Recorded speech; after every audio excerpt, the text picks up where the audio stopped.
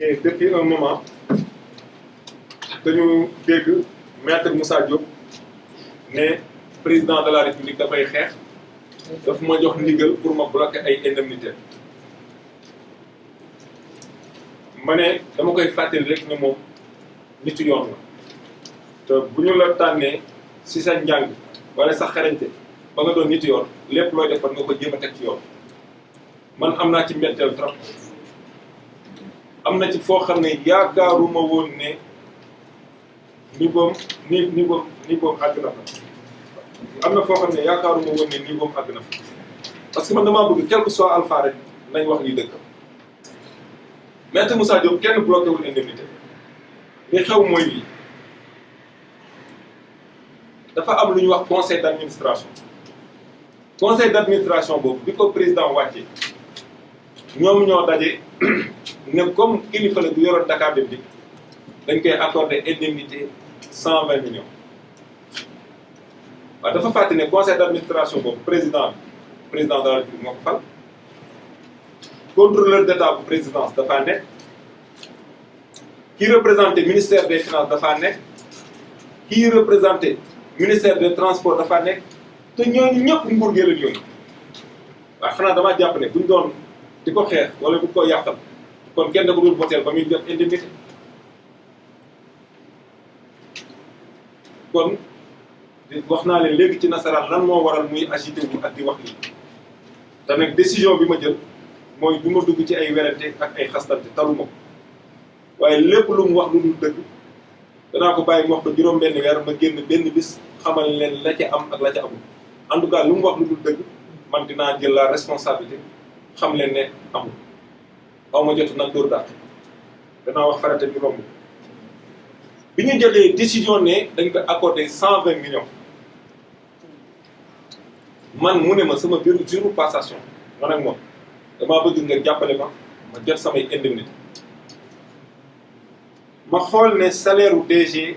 fu mel ne Dakar Dem Dikk parce que entreprise ay catégorie salaire u directeur général bi 5 millions man defaguma ñeenti weer fii defaguma fi ñeenti weer ñu jox ko fay ko juróom-benni weer maanaam àggaguñ sax ca fañ war a jëm muy 30 millions ñu yëkkatiwaat aussi indemnité de départ muy 28 millions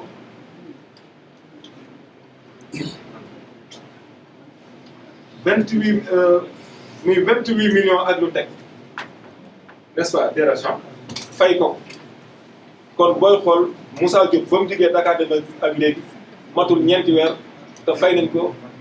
lu jege 60 millions te moom at mi yëpp lim ci daan fayu boo ko xoolee 60 millions 5 millions multiplié par 12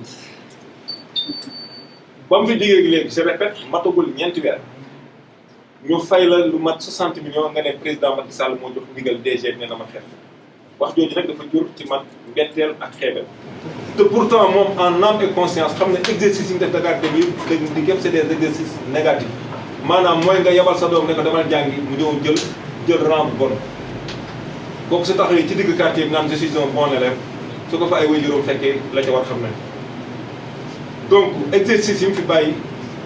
les pertes aujourd'hui c'est presque 30 milliards ak dette yoo xam ne mi ngi 30 milliards virgule 6 te situation 2020 mooy pire parce que danañ jege 40 milliards moom nag bu nee loolu fierté la il a bien travaillé man dana ma jaaxal bàyyi fii benn litre bu carburant ba muy def ñun ñoo dem di kër ci ba dara amaat mu yore loon benn entreprise bu ñuy wax Total lu jege bor bu jege bu mat 1 milliard ba ñooñu mënatuñu woon a jox carburant ñu waxtaan ceeg ministre des finances ak suñu kilifa le ministre des infrastructures monsieur Mansour Faye ñu ànd di def ay pexe ak man ba am lu ñu waxtaanee Total pour di ko fay. may remercier aussi la direction générale du budget ak tous les services de ce département pour bor boobu ñu fay ko ndax ñu mën a continuer di yóbbu bis yu ñuy dem ak di ñëw. stock de sécurité képp koo xam ne xam nga luy transport économie des transports ak droit des transports bref lu jëm ci transport de masse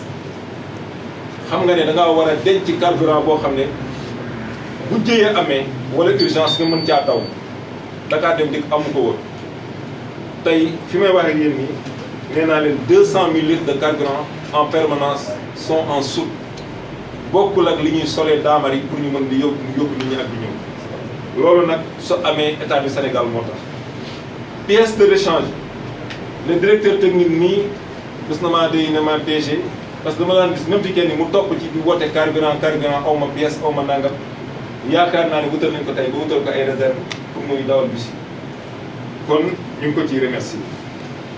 man defaguma fi ñeenti weer Dakar Dem Dikk maanaam li ma ko fay moom man fayee kooguma mu ne dañ koy xeex président ma yabal man may dagg ay indemnité xam nga loolu bu koy wax ci Sénégal ku xamul danaan kii dañ koy jaay doole dañ koy nangam et puis mu naan man maa ne ko xam wala kan ma ne ko dafa am ay preuves mais il n'a qu'à sortir ses preuves mais il raconte des contre-vérités li muy wax amul li am dëgg wax naa leen ko si tubaab danaa leen ko waxaat ci wolof li ko tiital ba tax muy yuuxu naan dañ maa bëgg a duma dañ maa bëgg a xeex amul et il sait que je l'ai toujours respecté mais nag s'il franchit la ligne rouge on va s'ériger en obstacle pour lui dire que li ngay wax amul li ngay jëf di dëgg Moussa Diop ëpp nit ñi xam-xam ëpp leen fit ëpp leen ngor mënu leen a jaay dara man de mënu maa jaay dara lu dul respect ma delloo ko mais s'il franchit la ligne rouge je le remets à sa place président musuma toog ma ne moom ñu wax waxi Moussa Diop président ko wóolu woon dénk ko olof nee na booy may mayal ku la neex booy wóolu booy dénkal ki nga wóolu mais depuis lors je sens que son amour pour le poste wala xaw ma lan y a quelque chose qui se passe et puis kilifa nan ngay waxee man maa ngi dem waaye samay nit a nga fa loolu boo ko waxee ku gàtt xam-xam nekkul un homme d'état bu ñëwee danaan diw ak diw ak diw ay nitam nag naa leen fi jëlee mais ku nekk sa niveau ngay waxee ki nekkoon assistante mi ngi nii madame Bousso je l'ai gardé pendant 4 mois musuma wax ak moom tudd Moussa Diop xalaatuma ko sax ñun on se concentre sur le travail le numéro 2 de son parti est là maa ngi koy tooñ sànq muy un agent très compétent très loyal yam fi mu waree musuma koo dégg wala ma gis ko mu def ñu ko yemee kon ñun on est dans un état de droit président musuma toog sax waxuma tudd muy cax lu jëm ci Moussa Diop kon na arrêté di victimiser wu kenn defu ko dara moom la mu def loolu nga xam ne am na lu ma ci découvrir muy njëkkantu te dinaa ko wax léegi xam na ne ci diggante bi xelwa gi ma leen doon wax am na ñu ci feeñ ba tax na man dama jox ndigal depuis novembre audit interne te yaakaar naa ne am naa ci droit ñi ngi fay ay millions suñu salaire par mois mu jege na milliard ëpp na ko sax xoolal ma ñaata agent Dakar Dem Dikk la Massamba la ma Demba ak Ngañ ak Awa ak Binta nañ ñëw taxaw ñu jox la sa carte d'identité nga ànd ak waa comme su ñëwee taxaw da la jox turam filiation kuy ndeyam kuy bàyyam fa mu dëkk numéro pièce d'identité ngeen enregistré ma ko yéen waa comme bu mu fa diggee te photo leen ko vous faites un fichier numérique sur chaque agent mu signé physiquement signé électroniquement ah loolu bi ñu ko defee ñu gis ne am na plus de ñaari téeméeri agent yoo xam ne ñu ngi doon fayal ko te ñëwuñu ci audit bi weer bii dee man maa joxe digal ne ñooñu comme gisuma leen xanaa duma fay ay jinne nañ dagg salaire yi buñ daggee salaire yi bu dee ñooñu ñëwaat nañ ñu jox leen seen xaalis bu dee ñëwaat li moom xam na lu yoon wax ci loolu parce que booy xool presque 70 millions wala 80 millions par mois danañ xool fan la doon dugg kenn saagawu ko kenn xasu ko kenn menacé wu ko mais il a décidé de se victimiser pour mu ne waaw kaay leen xool parce que damaa wax nangam président di dal sama kaw loolu daal lañ def bi loolu amee nag bi mu xamee ne moom fayuñu ñooñu te xam na ne moom danañ ko laaj ñooñu ñooy ñan ndax bu doon fukki nit la sax sa responsabilité pénale ak sa responsabilité civile dafa engagé wu ndax alalu askan bi lañ la jox pour nga fay leen boo structuré dañoo jort ay emploi fictif tu dois en répondre devant les juridictions mais bu dee réew mi lu am rek ñu bu ko indiwaat ci politique fan lañ jëm et puis un deux mu ne président man waxuma la président mais man sax jéem maa li jënti Moussa Diop li muy def président ne m'a jamais donné une instruction moo tax bu mu waxee wax yu mel nii man mu jur ci man mbetteel ak xeebeel ndax nit ku baax du sos nit ku baax du nar nit ku baax du wax lu amul tey ñi mu fi bàyyi woon comme cadre ils sont au même poste je l'ai dit tout à l'heure assistante mi ngi nii moo nekkoon sama assistante ba bët ki dem et c'est par pure coïncidence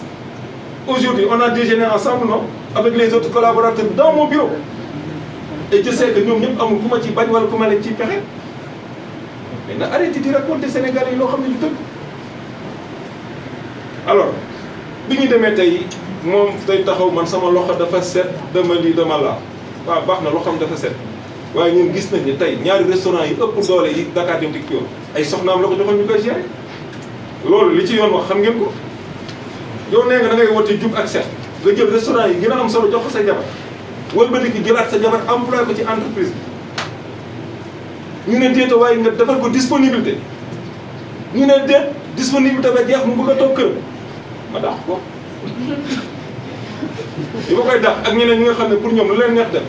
wala nit ku baax nee na ku dëkk ci def la neex doo jug ci am la naqari te képp ku bañ ku la tooñ bul di képp ku bañ ku la dóor bul di tooñ man je m'abstiens de le juger mais lu ma fi wax rek am naa les preuves kon man bañuma ko xeexuma ko xeebuma ko mais aussi du ma ko topp ci lu ko neex ba yàq sama mission ñun suñu mission mooy liggéey président musuma wax ne ma Moussa Diop lii te président xam na ne man j'ai une liberté d'expression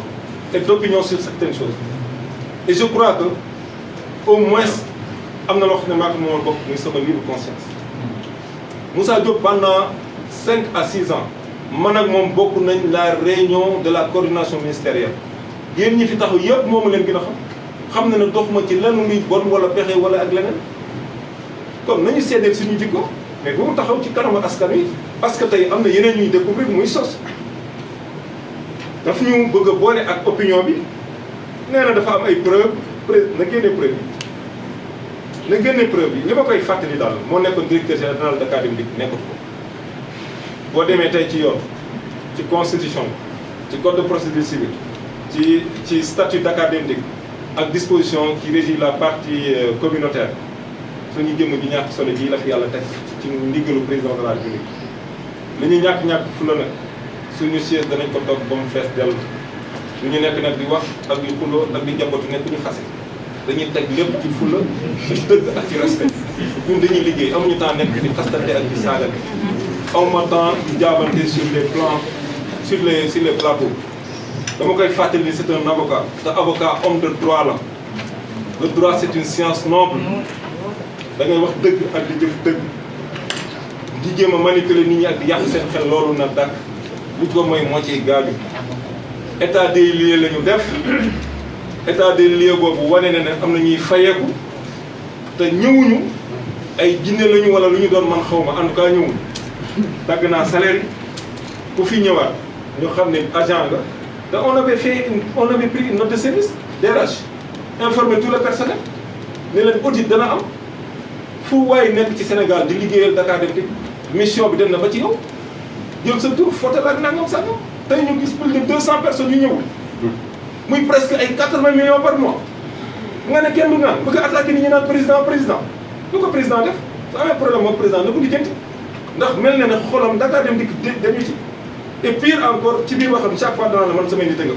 mais nit fu mu def juróom-benn at dana fa am ay nit te digganteem ak ay nitam génnewuñu ci dara ndax ku suur moo neex a bokkal ñun nanguñu nitu kenn xam nga nu ñu booleeg ay nitam liggéey ak ñu seq jàmm nekk ay frère ñu ñëpp liggéey pour Sénégal jëm kanam fii daal Dakar Dem Dikk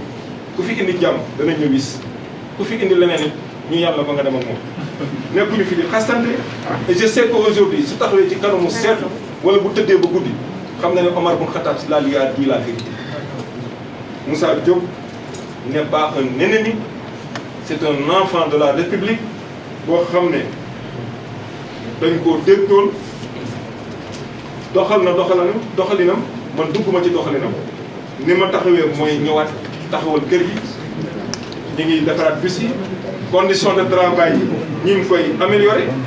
am na nag lu bëri loo xam ne gis naa ko te wax ko jotagul peru course bi bu dee téeméer da ngeen jàpp ne benn laa waxagul waaye aw ma jotu yaa wax ak maa wax aw ma jotam 31 décembre bi nga xamee ne ñëpp a ngi seen i kër ak seen i njaboot di lekk li séeréer yi naan soos di naan seen boisson yi sedd ñu ngi fii ci liggéey parce que dañoo dénk te bëgguñu ko ñu dénk mu réer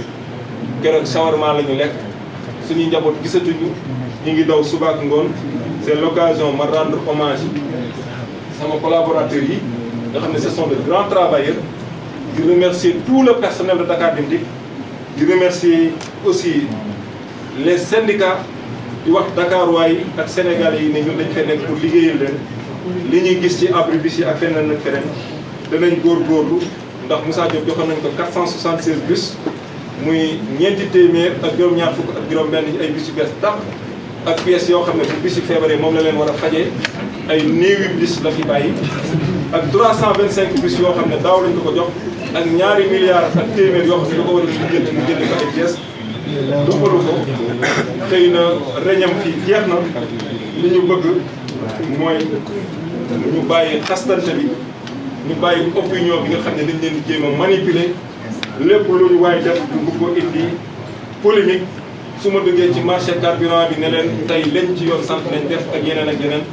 franchement bëgguñu comportement yi mel ni daal mu koy wéyal ci réew moo xam ne dañ ko yaar nga tàgg ci yar ci teggin ak ci dëkku mu doon réew référence muy Sénégal